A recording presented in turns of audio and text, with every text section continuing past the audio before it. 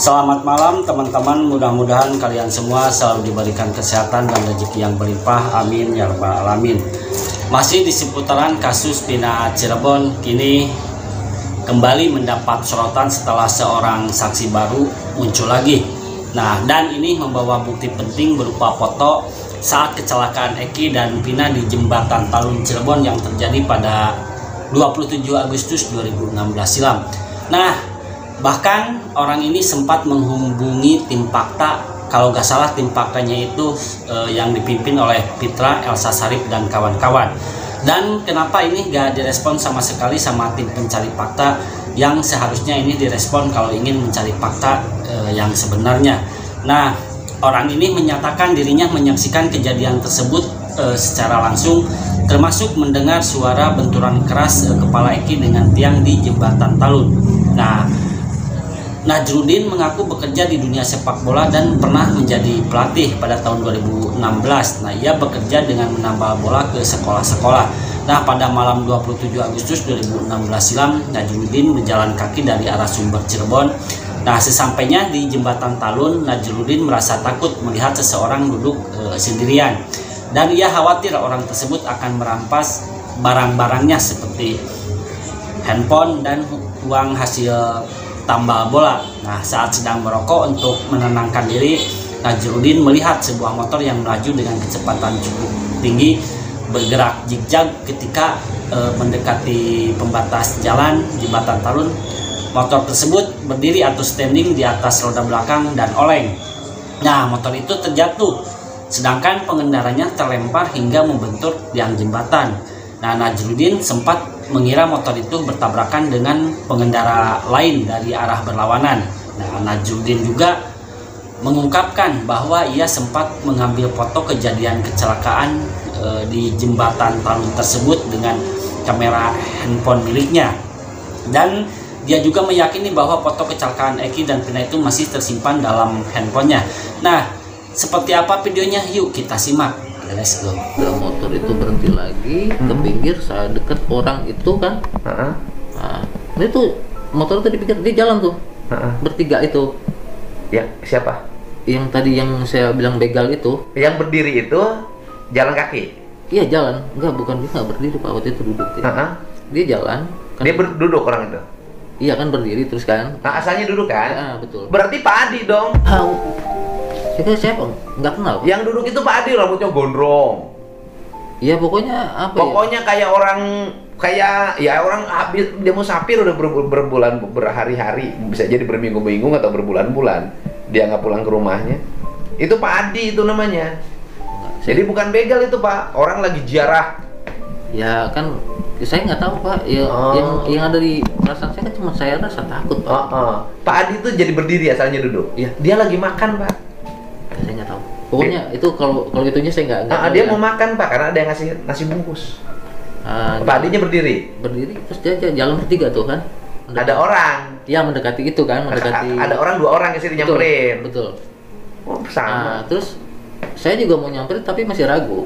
Nah, saya foto tuh. Cepet gitu kan, sambil saya terus. Yang difoto apa?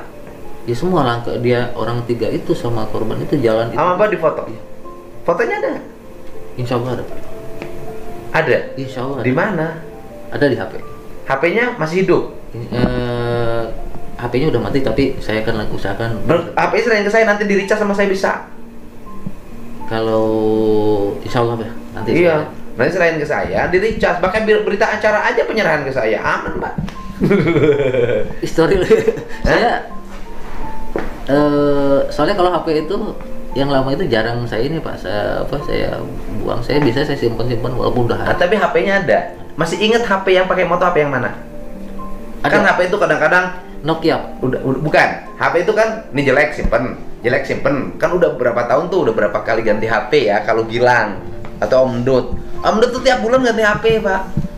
Pak, mungkin waktu itu kalau seandainya kejadian itu rame ya, di tahun 2019 saya ketemu bapak itu saya kasih lihat. Udah selesai. Saya kasih lihat Pak ini kan, karena saya moto bapak juga pakai HP itu juga. Oh, saya masih pakai HP itu. Saya pegang HP dulu. Dunia ini kok Aduh, saya ada di situ ternyata Bapak ada kaitan sama saya.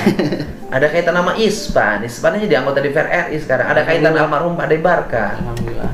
Orang baik semua itu, Pak. Oh iya. Buat saya. Iya. Nah, kemudian apa namanya? HP-nya diserahin. Apa HP-nya ada sekarang? Ada. Mas saya aja. Aman, Pak. Insya Allah. Yang data pribadi Bapak aman, Pak. Bapak kan nggak punya data pribadi, punya pacar baru di situ, enggak kan? Nggak ada, Pak. Kalaupun ada nggak akan saya ceritain sama istri kok, Pak. Tenang aja. Yang ada mungkin ada, Pak, malah ada foto Bapak di sini. Oh iya, makanya saya nanti ingin buktiin ya bahwa dia punya foto saya 2019, foto saya 2019 ke 2016 bedanya cuman 3 tahun ya. Ya. Masih hidup nggak Ben sekarang? Kalau sekarang mati, mungkin nanti. Nanti kita hidupin, Pak. 2 hari selesai. Pak, ini penting. Karena HP itu begitu di-charge kemudian nanti HP itu foto-fotonya nampak, Pak.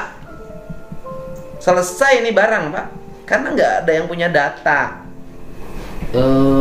Ini mohon maaf, Pak, saya sama Bapak kan walaupun kenal dulu pernah ketemu 2019, saya nggak ada nggak ada rencana atau apa ke Bapak. Saya juga nggak ada rencana ketemu Bapak. Karena sebenarnya gini, data ini saya pernah sampaikan ke salah satu tim pencari fakta waktu rame Peggy Setiawan Yang tim pencari fakta yang pengacara itu. Iya. Bapak serahin datanya ke situ. Iya tuh, enggak, saya coba komunikasi, terus? tapi nggak ada respon. Loh, padahal tim pencari fakta itu harusnya direspon Bapak itu. Kan Iya. nyari fakta. Ya memang nggak direspon, Pak. Oh, Kenyataan. jadi Bapak sudah menyampaikan ke tim pencari fakta. Itu Loh, tim pencari fakta itu laporin saya loh, Pak, ke Polda Jabar, ke Polda Metro. beberapa bulan yang lalu itu, Pak, ya. Beberapa bulan yang lalu. Harusnya direspon. Kalau tim pencari fakta ngerespon Bapak, itu faktanya bisa terbuktikan, nggak akan panjang begini.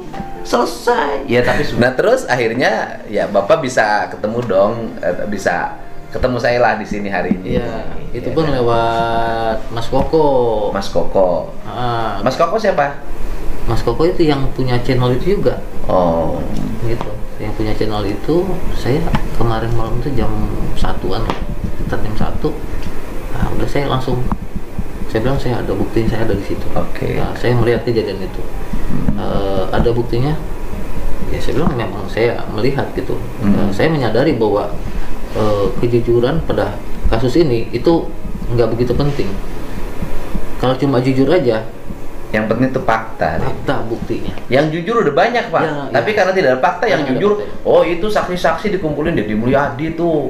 Itu kayaknya dikasih duit suruh ngomong ya begitu nanti. Tapi enggak lah, ini kan orang alamiah. Nah, Bapak akhirnya Bapak setelah itu udah foto-foto. Habis udah foto-foto, Bapak lihat nggak apa mayatnya ke situ? Lihat. Ikut. Ikut. Berarti lihat sama Oki di situ. Oke, saya nggak Ya, tahu. Bapak kan nggak kan ngatur ada namanya Oki yang tambal ban. Gini, Pak, waktu itu Pak Suroto. Mas Koko yang mana? Pak Suroto itu yang melihat celana melorot, Pak, melorot. Celana siapa? Celana finanya, yang perempuannya melorot. Celana perempuannya. Oh. Nggak ada yang dia pakai celana segini kan? Iya, bener. Kata Pak Suroto melorot. Pak Suroto tuh sampai celana pinaknya ditaikin lagi ke atas. Oh. Melorot nggak? Enggak, Pak. Pak Suroto itu Pak Suroto melorot, Pak, kata Pak Suroto. Ini saya mungkin kalau dibilang yang melihat ke situ langsung ya mendekati itu saya mungkin orang keempat. Oke, berarti orang pertama adalah si Pak Adi. Orang keempat, tapi saya yang melihat langsung. Oke, orang kedua itu Pak Ismail dengan Purnomo lewat tuh. Terus kemudian yang berikutnya Bapak. Gitu. Bapak kan situ ngelihat. Lihat. Terus saya- orang yang dianggap oleh begal oleh Bapak itu ada? itu teriak-teriak, Pak. Benar. Teriak apa? Panggil polisi, panggil polisi. Oh iya benar. Nah, terus motor itu jalan, nggak lama itu dari seberang ini yang tempat ini ya. Jadi dia tuh warga di situ.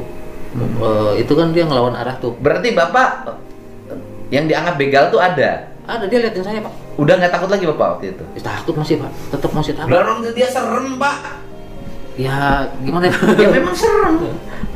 Emang serem. Dia tuh sempat lihat saya. Lihat saya. Bapak udah gemeter aja. Ya Emang serem. Gondrong mungkin kan? hitam. Kemudian nggak mandi-mandi. Ya, ya. Nah, habis itu Bapak ngapain? Yang di situ itu kan terus yang apa? Yang saya bilang warga itu ya. Itu kan dia ngelawan arah tuh. Kan datang tuh. Motor. Berhenti, berdua itu. Berhenti, dia datang ke situ kan. Nah, si Oki itu. Nggak tahu Pak. Ya kan? Tambal ban. Pakai motor lawan arah. Itu si Oki itu. Saya nggak tahu. Ya itu Oki. Terus? Nah terus nggak lama dia di situ nggak sampai satu batang rokok lah kalau kita ngerokok itu kan. Polisi itu datang. Bener. Jumlahnya itu antara 3 sampai 5. Iya, oke. Nggak tahu, pokoknya entah 3 atau 4 atau 5. Itu polisi itu dipimpin Pak Suroto itu. Oh, komandannya. Bukan, Banpol. Enggak bercanda Pak. Pak Suroto di situ ada pakai motor. Apa nama kendaraannya terus? Di situ kan sebenarnya gini. Tapi maaf, naudzubillah bukan tujuan saya mau menceritakan aib. Sebelum yang warga itu datang, yang 2 orang itu yang berlawanan arah. Saya di situ juga udah mencium bau ya seperti bau inilah gitu ya. Alkohol. Bau, cuma yang saya beranggapan bahwa mungkin di antara mereka bertiga kan gitu. Udah bau alkohol. Ya. Nah, yang lebih ketaranya lagi setelah pas polisi datang itu. Bau alkoholnya dari mulut laki-laki apa perempuan? Yang penting di daerah situ saya nggak Oke, bau alkohol aja ya. Itu bau alkohol. Nah terus setelah datang polisi itu, polisi itu datang, kan disuruh buka helm kan, helmnya. Oh, polisi yang nyuruh buka helm ya? Ya.